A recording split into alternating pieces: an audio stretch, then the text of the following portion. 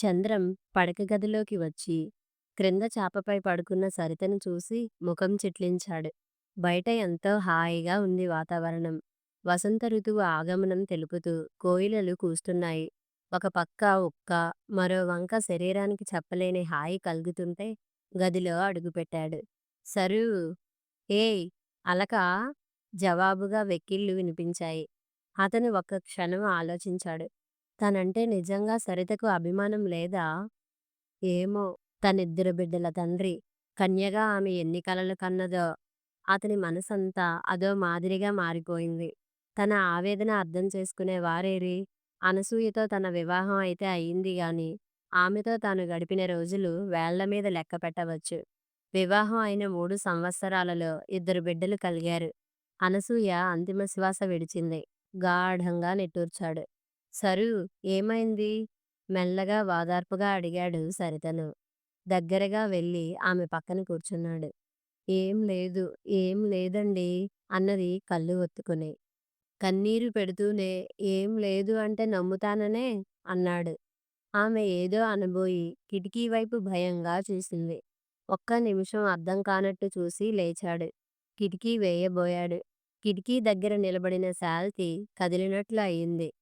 ఎవరై ఉంటారు? అతనికి ఊహించటానికి కూడా అవకాశం దొరకలేదు. కిటికీ వేశాడు. ఏమండీ, క్రిందే బావుంది అన్నది దుప్పటి పరచి.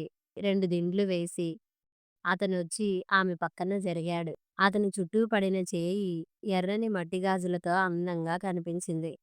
బంగారు గాజులేవి? అన్నాడు. నాకు బంగారమంటే ఇష్టం లేదు. అయినా నా అలంకారాల గురించి మీకెందుకు? మీరు పైజామా వేసినా, ప్యాంటు వేసినా అడిగానా? అన్నది చిన్నగా నవ్వుతూ. పిట్ట కూతకొచ్చిందే కాబట్టే మీ ప్రక్కనుంది అన్నది. అతను ఆవేశంగా దగ్గరకు లాక్కున్నాడు. ఉదయం 4 గంటలకే లేచి వెళ్తున్న సరితను చూసి అతను చికాకు పడ్డాడు. ఈ ఇంట్లో తనకే స్థానం ఉందో సరితకు తెలియదనుకున్నాడు. అత్తతో చెప్పాలి. తను చెప్పటమేమిటి? అత్తకు చూచాయిగా ఈ విషయం తెలిస్తే తనే మందలిస్తుంది అనుకున్నాడు. అతను లేచి వచ్చేసరికి సరిత గిన్నెలు తోముతుంది. అప్పుడే లేచారా? నవ్వుతూ చేతులు కడుక్కుంది. ఇదిగో కాఫీ నాయనా. ఏమిటమ్మా సరితా, అన్ని పనుల కన్నా అల్లుడి పని ముఖ్యం అన్నానా? మందలించి తనే కాఫీ ఇచ్చింది లక్ష్మీ నరసమ్మ. సరిత తలవంచుకుంది. కాఫీ త్రాగుతూ కళ్ళు చిట్లించాడు చంద్రం. సరిత గిన్నెలు సర్ది వంటకు ఉపక్రమించింది. వంటావిడకు ఏదో రోగమంట. నీకెందుకమ్మా సరిత, వెళ్ళి అబ్బాయి పని చూడు అన్నది పెద్దావిడ. అలాగే, వంట మీరేం చేస్తారు అంటూ అక్కడే ఉండిపోయింది. చంద్రం గదిలోకి వచ్చి తన పనులు చేసుకుంటూ ఏ చిన్న శబ్దం అయినా సరితే అని చూస్తున్నాడు. ఒకసారి బయటికి తొంగి చూశాడు. సరిత పిల్లలకు స్నానాలు చేయిస్తుంది. సరిత, నా బట్టలు అరిచాడు. పిచ్చి కాకపోతే పనిపిల్ల ఉందిగా అనుకున్నాడు. 5 నిమిషాల తరువాత పమిటకు చేతులు తుడుచుకుంటూ వచ్చి మెడలో పసుపు తాడు, చెవులకు తన పుట్టింటి నుండి తెచ్చుకున్న రింగులు తప్ప ఏం లేవు. ఏమండీ? అతని తలకు నూనె రాస్తూ పిలిచింది. చెప్పండి అన్నాడు ఇటు తిరిగి. ఆమె నడుము చుట్టూ చేతులు వేసి. సరితంటే అతనికి విపరీతమైన అభిమానం, ఆరాధన. ఈరోజు జీతాలు కదూ, నాకు తేలికగా ఉండేవి 40-50 లోపున 2 నూలు చీరలు తెచ్చిపెట్టండి అన్నది.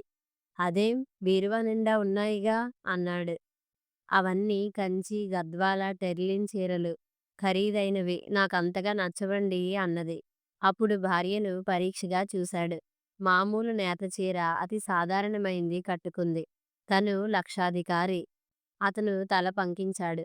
అవన్నీ అనసూయ చీరలని అభిమానపడుతుందేమో. అంతే అయి ఉంటుంది. ఏం ఆడవారు అనుకున్నాడు. ఆ సాయంత్రం 3-4 చీరలు తీసుకువచ్చాడు. రాత్రి భోజనాలు వడ్డిస్తూ లక్ష్మీ నరసమ్మ నిట్టూర్చింది. బొత్తిగా ఈ గతిలేని పిల్లను తెచ్చి నీ గొంతు కోశానేమో బాబూ. పని తప్ప మరో ధ్యాస లేదు అన్నది.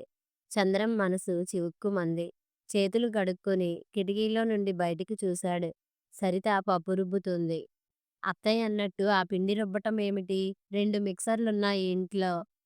చంద్రం అశాంతిగా నడవసాగాడు. సరిత పని తీర్చుకుని వచ్చే వరకు తనకు నిదుర ఆగదు. ఆ విషయం చెబితే బేలగా చూస్తుంది. అందుకే కయ్యమైనా, వియ్యమైనా సమంగా ఉండాలంటారేమో! రాను రాను చంద్రానికి భార్య పట్ల నిరసన పెరగసాగింది. "ఏమిటో నాయనా నీకు తగిన పిల్ల కాదు" అని లక్ష్మీ నరసమ్మ అనటంతో అతనికి మరింత నీరసం వస్తుంది. భార్యాభర్తల మధ్య మాటలు అరుదైపోయాయి.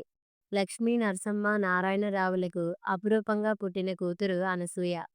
అనసూయ కాంప్లెక్స్ అని పెద్ద షాపింగ్ సెంటర్ నిర్మించాడు నారాయణరావు.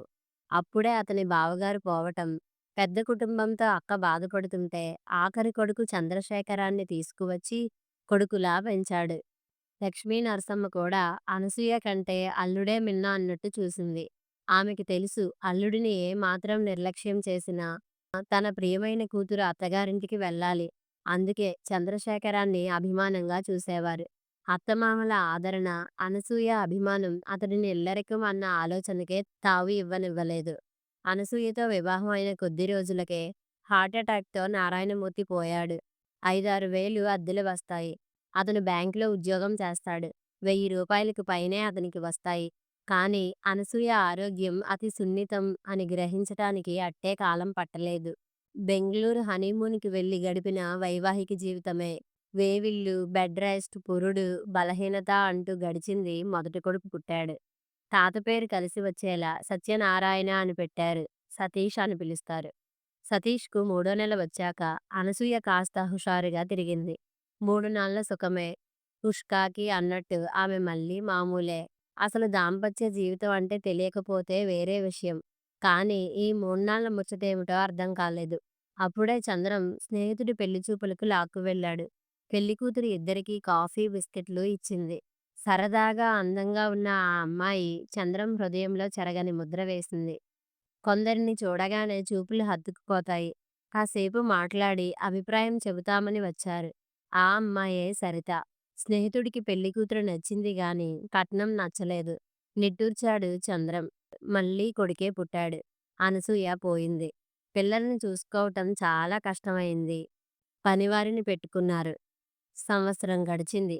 ఒకరోజు లక్ష్మీ నరసమ్మ చంద్రశేఖరం దగ్గరకు వచ్చింది. చంద్రం, మనకు ప్రాప్తం లేదు కాబట్టే అను పోయింది. దాంతో పాటు పోతామా? నీ వయసైనా ఏం ముదిరిపోయిందని?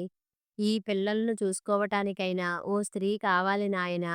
నువ్వు మళ్ళీ పెళ్లి చేసుకోరాదు అన్నది. అత్తయ్య ఆశ్చర్యంగా చూశాడు. అవును బాబూ! ఈనాటి నుండి నువ్వు కొడుకువు. కోడలు వస్తుందనుకుంటాను అన్నదామె. చంద్రశేఖరం పెద్దన్న కూడా ఏదో పనిమీదొచ్చి ఈ విషయం బలపరిచాడు. చంద్రం అడ్డు చెప్పటానికైనా అవకాశం రాలేదు. అనసూయతో తన సంబంధం ఎంత? అన్న వెంట వెళ్ళి పెళ్లికూతుర్ని చూశాడు. ఎవరో కాదు సరిత. అతని హృదయం పురివిప్పిన నెమలిలా అయింది. వారం రోజులలో సరితకు చంద్రానికి వివాహం జరిగింది. అనసూయను లాలించినట్టే లక్ష్మీ నరసమ్మ లాలింపు చూసి ఆమెకు హృదయంలో నమస్కరించాడు. అనుకోకుండా ఈ ఉపద్రవం ఏమిటి? సరిత ఇంత ఇన్ఫీరియారిటీ కాంప్లెక్స్‌తో ఉందని తెలియదు. తన దగ్గర చనువు ప్రదర్శించదు. ఎలా ఆమె భయం పోగొట్టాలో తెలియదు. తనకు భార్యలతో సుఖపడే యోగం లేదేమో! చంద్రా! లక్ష్మీ నరసమ్మ పాలు తెచ్చి బల్లమీద పెట్టింది. అతను చటుక్కున లేచి కూర్చున్నాడు. మీరు తెచ్చారేం? ఆ అమ్మాయికి చెప్పినా అర్థం కాదు. నీ జీవితం ఇలా నిరర్ధకం కావటం నాకిష్టం లేదు బాబూ. డబ్బుంటే బయట సుఖాలు తక్కువా? అని వెళ్ళిపోయింది. చంద్రం ఉలిక్కిపడ్డాడు. అత్తయ్యకి నేనంటే ఎంత ప్రేమ అనుకున్నాడు. అతను అశాంతిగా అర్ధరాత్రి వరకు గడిపాడు. మెల్లగా తలుపు తీసుకుని వచ్చాడు. ఇద్దరు బిడ్డల మధ్య నేలమీద పడుకుంది. అటు సతీష్ మంచం, ఇటు అనూప్ మంచం ఉంది. పుల్లలా కనిపించిన సరిత పొట్ట ఎత్తుగా ఉంది. అతనికి ఏదో అనుమానం వేసింది. సరూ వెళ్ళి ఆమెను పట్టుకున్నాడు. హా? ఉలిక్కి పడ్డట్టు తనను ఎవరో తాకకూడని వ్యక్తి తాకినట్టు బిత్తరపోయి చూసింది. అతనికి కోపం వచ్చింది. రెక్కపట్టి గదిలోకి లాక్కు వచ్చాడు. లైటు వెలుగులో ఆమెను చూసి తెల్లబోయాడు. తైల సంస్కారం లేని జుట్టు, పీక్కుపోయిన దవడలు, చిరిగి మురికిపట్టిన బట్టలు. ఆమెను దగ్గరకు తీసుకోవాలంటే కూడా మనసు అంగీకరించలేదు. ఎంత విసురుగా లాక్కు వచ్చాడో అంత విసురుగా బయటికి లాగాడు. ఆమె అరచేయి ముళ్ళున్నట్టు గుచ్చుకుంది. అదే చేయి పట్టుకుని అగ్నిగుండం చుట్టూ తిరిగాడు. మృదువుగా మల్లెపువ్వులా ఉండేది. ఏమండీ? అంటుండగానే హాల్లో లైటు వెలిగింది. లక్ష్మీ నరసమ్మ నిలబడింది. సరిత తరుముతున్నట్టు పిల్లల గదిలోకి వెళ్ళింది. ఇది నాయన వరస అన్నది జాలిగా, బాధగా. అతను ఉక్రోషంగా తలుపు తీసుకుని బయటికి వెళ్ళాడు. ఎంత దూరం నడిచాడో అతనికే తెలియదు.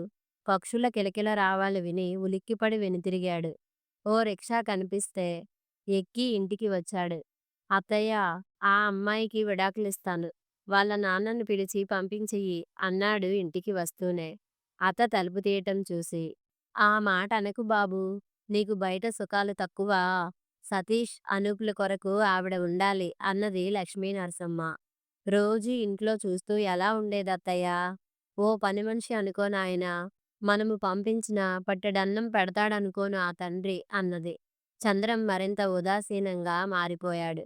ఆ రోజు ఏజెంట్ గారింట్లో పార్టీ. రాత్రికి ఆలస్యంగా వస్తానని బయలుదేరాడు చంద్రం. వీధి చివరకు వెళ్ళగానే స్కూటర్ పాడయింది. స్కూటర్ నెట్టుకుంటూ వెళ్ళి దగ్గర్లో ఉన్న గరాజులో పెట్టాడు. చెమటతో బట్టలన్నీ తడిసిపోయాయి. మెల్లగా ఇంటికి వచ్చాడు. వాకిట్లోకి వినిపించే లక్ష్మీ నరసమ్మ గర్జన, సరిత దీనమైన గొంతు వినిపించాయి. అక్కడే కుర్చీలో కూర్చుండిపోయాడు. వెళ్ళి అబ్బాయి ముందు వయ్యారాలు పోయావంటే ఇంజెక్షన్ ఇప్పిస్తాను. మొన్న రాత్రి అతని గదికి ఎందుకు వెళ్ళావు? నేను వెళ్ళలేదమ్మా. ఆయన చెయ్యి పట్టి లాగే వరకు నాకు తెలియదు అన్నది దీనంగా. ఇన్ని రోజులుగా లేనిది నీపై కోరిక పుట్టుకు వచ్చిందా? అతన్ని ఆకర్షించటానికి ఏదో వేషం వేశావు, అవునా? అన్నది కోపంగా. లేదమ్మా, నాకే పాపం తెలియదు. ఆయన నేను పనిచేస్తుండగా వచ్చినా నేను తలెత్తి చూడటం లేదు అన్నది వెక్కుతూ. చూస్తే అనుభవిస్తావ్. ఆవిడ వరండాలో కూర్చున్న అల్లుడిని చూడకుండానే చరచరా బయటికి వెళ్ళింది. చంద్రానికి కొంత అర్థం అయినట్టు కానట్టు ఉంది. గదిలోకి వెళ్ళి ఆ చీకట్లో అలాగే మంచంపై వాలిపోయాడు. పార్టీ సంగతే మరిచిపోయాడు. తలపై వేయి సెమ్మెట పోట్లు పడ్డట్టు అయింది. వరండా వెలుగులో అతని షర్ట్సు హృదయానికి హత్తుకున్న సరిత కనిపించింది. ఆమె మాటమాటికి కళ్ళు తుడుచుకుంటుంది. ఏయ్, ఎందుకేడుస్తున్నావాయా? ఆయా కాదు బాబూ, అమ్మను. ఛీ పో, నువ్వు ఆయావే అన్నాడు సతీష్. పిన్ని అను బాబూ అన్నది. సతీష్ సరితను ఒక్కటి అంటించి పరిగెత్తాడు. ఆమె పిండి రుబ్బుతుండగా పాలవాడు వచ్చాడు. పాలు పోయించుకుంది. మీ అమ్మగారు లేరా అన్నాడు. అమ్మగారన్న పదం ఒత్తి పలుకుతూ. ఎదురింటికి వెళ్ళింది నెమ్మదిగా అన్నది. చీచీ, ఇంత రాక్షసత్వం ఎక్కడా చూడలేదు. పనిమనిషిని మాన్పించింది, వంట మనిషిని మాన్పించింది. రేపటి నుండి పాలకు మా ఇంటికి మిమ్మల్నే పంపుతుంది అన్నాడు కసిగా. నువ్వెళ్ళు తాతా, అమ్మొచ్చిందంటే గొడవ అన్నది భయంగా దిక్కులు చూస్తూ. మీకు నోరు లేదనే గొడవ చేస్తుంది. అయినా ఆయనకెంత బుద్ధి లేదు. కట్టుకున్న దాని బాగోగులు పట్టించుకోడు. ఏం మగాడమ్మా! ఆయన్నేం అనకు తాతా, ఆయనకేం తెలియదు అంటుండగానే వీధి తలుపు వేసిన శబ్దంతో పాటు పిడుగులాంటి ప్రశ్న వచ్చింది. పాలవాడితో సరసాలాడుతున్నావటే దిక్కుమాలినదానా! నిన్ను గెంటించడానికి ఒక్క నిమిషం పట్టదు. అసలు విడాకులిస్తానంటే నేనే వద్దన్నాను అన్నది దర్పంగా. అమ్మా, మీకిది న్యాయమా? నేనేమంటున్నాను? అనవని ఏం నమ్మకం? మొన్న నా కన్ను గప్పి తలుపు తీయాలనుకోలేదు. ఆయన నా మీద కోపంతో బయటికి వెళ్ళారు. ఏమవుతుందోనని భయంతో మేలుకున్నానే తప్ప ఆయన ఎదుట పడాలని కాదు. పడితే ఫలితం తెలుసుగా. నాకు పిల్లలకు వడ్డించు. పొద్దుట సతీష్ కలిపి వదిలిన అన్నం ఉంది, అది తిను అన్నది. అలాగే. ఏమిటా జాకెట్టు మడతపడింది? సబ్బు పెట్టావా? లేదమ్మా, పొరపాటుగా చాకలి బట్టలతో పడింది. జాకెట్లు చిరిగాయి. ఇదొక్కటే ఉంది అన్నది మెల్లగా. అయితే నావి పాత రవికెలున్నాయి, తీసుకో. గుర్తుందా? అబ్బాయి ఈరోజు ఆలస్యంగా వస్తాడు. తలుపు నేనే తీయాలి. అమ్మా, రోజూ మీకా అనుమానం ఎందుకు? ఆయనతో చెప్పి ఆయన సంపాదించింది సగం వ్రాయించుకుని మమ్మల్ని వదిలివేయమ్మా. అంతే. సరిత కెవ్వుమంది. తల కాస్త ముందుకి వంచాడు చంద్రం. చెంపలు పట్టుకుని కూర్చుంది సరిత. అపర ఖాళీలా నిల్చుంది లక్ష్మీ నరసమ్మ. ఓ కొత్త రూపం చూశాడు. చంద్రానికే కాళ్ళల్లో వణుకు పుట్టింది. నువ్వు నువ్వు దిక్కు దివాణం లేని మనిషివి. నా మనుమలతో సగభాగం కావాలిటే మళ్ళీ అలాంటి మాటలు అన్నావంటే రేపు నీ శవం బజార్లో పడుతుంది. నా కూతురు అనుభవించలేనిది ఏదీ నువ్వు అనుభవించటానికి వీల్లేదు. నువ్వు పిల్లలకు నౌకరువు, గుర్తుందా? 1000 కళ్ళతో నిన్ను చూస్తుంటానే. ఆమె గదిలోకి వెళ్ళింది. My God! చంద్రం మతి పోయింది. ఎంత ప్రమాదం జరిగేది? తను బయటికి వెళ్తే ఇద్దరూ బయటికి వెళ్ళటం దుర్భరమవుతుందేమో. అతనికి గది దాటి బయటికి పోవాలంటే భయంగా ఉంది. రాత్రంతా ఆలోచించి ఓ నిర్ణయానికి వచ్చాడు.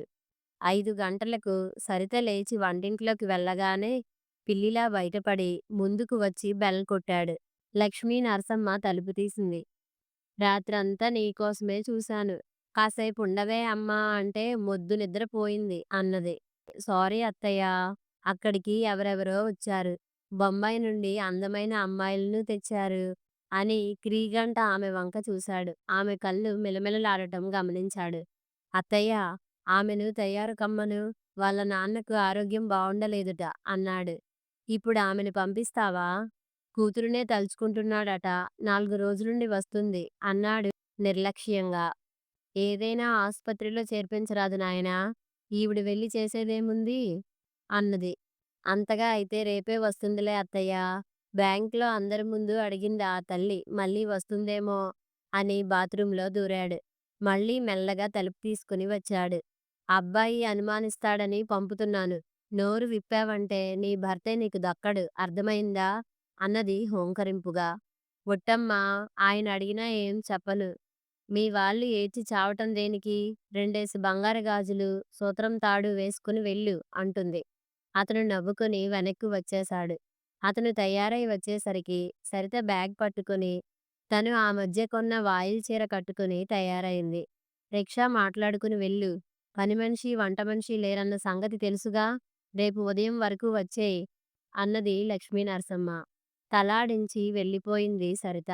చంద్రమ్మ అత్తగారు వడ్డించిన భోజనం చేసి స్కూటర్ తీసుకువచ్చాడు. మెల్లగా అత్తగారింటి వైపు పోనిచ్చాడు. అతనికి తెలుసు వాళ్ళంతా ఆశ్చర్యపోతారని. అల్లుడలా ఎందుకు చెప్పాడమ్మా? అయినా మీ అమ్మ బ్యాంకుకు వెళ్ళి అల్లుడితో మాట్లాడుతుందా? అది సరిత తండ్రి గొంతు. ఏమైతేనేం ఇన్నాళ్లకు వచ్చింది. వెళ్ళి కూరలు పట్రండి, చిక్కిపోయింది నా తల్లి అంటుంది తల్లి. చంద్రాన్ని చూసి సరిత ఉలిక్కిపడింది. భయంతో బిగుసుకుపోయింది. క్షమించండి మావయ్య. మా అత్తయ్య నుండి తప్పించటానికి మీకు లేని రోగం అంటగట్టాను అన్నాడు కూర్చొని. అత్తగారు కంగారుగా భుజాల మీదుగా పమిట లాక్కుంది. కూర్చో నాయనా, ఇప్పుడే వస్తాను. సంచీ పట్టుకుని ఆయన బయటికి వెళ్ళిపోయాడు. కాఫీ తెస్తాను అని అత్తగారు లోపలికి వెళ్ళింది. సరూ, ఇలా రా. సరితకు ఆ పిలుపు అమృత వర్షంలా ఉంది. సరిత నడిచి అతని దగ్గరికి వచ్చింది. ఆమెను అలా తన ఒడిలోకి లాక్కున్నాడు. సరూ, నన్ను హంతకుడిగా చూడాలనా? ఒక్క మాట నాతో అన్నావా? ఆశ్చర్యంగా భర్తని చూసింది. రాత్రి నేను చాలా త్వరగా వచ్చి గదిలో ఉన్నాను కాబట్టి వినగలిగాను అన్నాడు ఆమె పాపిట్లో ముద్దు పెట్టుకుంటూ. సరిత భర్త మెడ చుట్టూ చేతులు వేసి వెక్కి వెక్కి ఏడ్చింది. నన్నేం చేయమంటారు చెప్పండి? తను అన్నదానికి వ్యతిరేకంగా జరిగితే మిమ్మల్ని ఈ ప్రపంచంలో లేకుండా అన్నది భయంగా. అర్థమయ్యింది సరు అన్నాడు. తల్లిని అవుతున్నాననుకున్న మరుక్షణం ఎంతో ఆనందంతో మీకు చెప్పాలనుకున్నాను. కానీ నేను తల్లిని కావటానికి వీల్లేదన్నది. ఏడ్చాను, బ్రతిమాలాను. అతని భుజంపై తలవాల్చింది. సరూ, అత్తయ్యను నిందించను. ఆమె కూతురుకు దొరకనిది నువ్వు తన కళ్ళ ముందే అనుభవించటం సహించలేకపోతుంది. నిన్ను తన్ని తగిలిస్తే పిల్లల్ని నమ్మకంగా చూసుకునేవారు కావాలి. నిన్ను వదులుకోలేకపోతుంది అన్నాడు ఆర్తిగా. మొదట అంత కసి పెంచుకోలేదండి. నాకు నాకు చెప్పలేకపోయింది. నువ్వు గర్భవతివని తెలిసాక మరీ విజృంభించింది. అవునా? ఊ. అతని చుట్టూ చేతులు వేసి నువ్వు చాలా చెడ్డదానివి. ఇంత సంతోషమైన వార్త నాకు చెప్పవా? అన్నాడు నిష్ఠూరంగా. మీ మొదటి భార్య గర్భవతి అయిపోయిందని మీకు తెలిస్తే ఇంట్లో నుండే తరిమేస్తారని, అబార్షన్ కోసం ఇంజెక్షన్ ఇప్పిస్తానని బెదిరిస్తుంటే ఎలా చెప్పను? అన్నది బాధగా. ఉన్నవి 2 గదులు, వరండా. సరిత తల్లి అల్లుడికి కాఫీ తెచ్చి అల్లుడిని కూతుర్ని ఆ స్థితిలో చూసి వెనక్కి వెళ్ళింది. సరూ, కాఫీ తీసుకెళ్ళమ్మా అన్నది. సరిత ఉలిక్కిపడింది. భర్త వడిలో నుండి లేచింది. కాఫీ తీసుకువచ్చి ఇచ్చింది. నేను భోజనం కూడా చేశాను. మా అత్తయ్య పుణ్యమా అని రాత్రి అన్నం పారేశావు. ఉదయం టీ నీళ్ళైనా ఇచ్చిందో లేదో అని కాఫీ ఆమెకే ఇచ్చాడు. కాఫీ త్రాగింది. మీ అత్తయ్యకు నేనంటే ఎందుకో ఆ కసి. నేను మాట్లాడితే కోపం. పడుకుంటే పరుపులు నీవా అంటుంది. కూర్చుంటే కుర్చీలు నీ పుట్టింటి వారిచ్చారా అంటుంది. తలుచుకుంటే భయం వేస్తుంది. ఇప్పుడెలా? అన్నది భయంగా. అప్పుడు నాకు ట్రాన్స్‌ఫర్ వస్తే వద్దన్నాను. ఇప్పుడు అంగీకరిస్తాను. నిశ్చింతగా ఉండు అన్నాడు లేస్తూ. మీరు వెళ్ళగానే ఆమె వస్తుందని భయం వేస్తుందండి అన్నది అతని చెయ్యి పట్టుకొని. ఆ ఇంట్లో ఉండి భయపడితే అర్థం ఉంది. మనము బయటికి వచ్చేసాం. మనిషికి ప్రథమ శత్రువు ఎవరో తెలుసా? పిరికితనం. అభాగ్యురాలైన ఓ తల్లి ఆమె. నేను సాయంత్రం వచ్చి ఎప్పుడు వెళ్ళేది చెబుతాను. ఆమె ఆంతర్యం తెలిసినట్టు నటిస్తే ఆమెకు బాధ కలుగుతుంది అన్నాడు ధైర్యం చెబుతూ. ఆమె తలాడించింది. ఆమెకెంతో ఆనందంగా, ఉత్సాహంగా ఉంది. భర్త స్కూటర్ కనిపించినంత మేరకు చెయ్యూపింది. కథ సమాప్తం.